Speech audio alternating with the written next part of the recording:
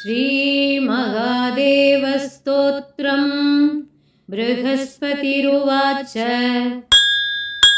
जय देव परानन्द जय चित्सत्यविग्रह जय संसारलोकज्ञ जय पापहर प्रभो जय पूर्णमहादेव जय देवारिमर्दन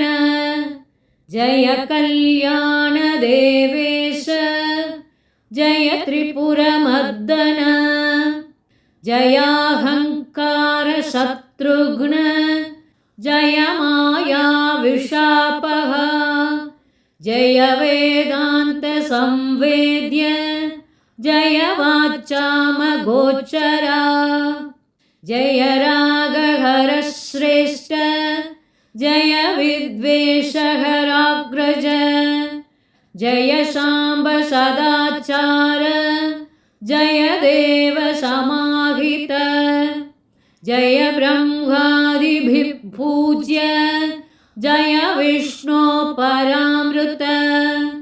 जय विद्या महेशान जय विद्या प्रदानिशम् जय सर्वाङ्गसम्पूर्ण नागाभरणभूषण जय ब्रह्मविदां प्राप्य जय भोगपवर्गतः जय कामहर प्राज्ञ जय कारुण्यविग्रह जय भस्म महादेव जय भस्मावगुण्ठितः जय भस्मरतानां तु पाशभङ्गपरायण जय हृत्पङ्कजे नित्यं यतिभिः पूज्य विग्रहः श्रीसूत उवाच इति स्तुत्वा महादेवं प्रणिपत्य बृहस्पतिः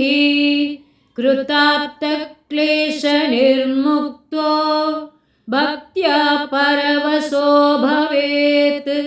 य इदं पठते नित्यं चन्द्ययोरुभयोरपि भक्तिपारङ्गतो भूत्वा परं ब्रह्माधिगच्छति गङ्गाप्रवाहवत्तस्य वाग्विभूतिर्विजृम्भते बृहस्पतिः समो बुद्ध्या गुरुभक्त्या मया समः पुत्रार्थी लभते पुत्रान् कन्यार्थी कन्यकामिमात् ब्रह्मवच्च सकामस्तु तदाप्नोति न संशयः तस्माद्भवद्भिर्मुनयः सन्ध्ययोरुभयोरपि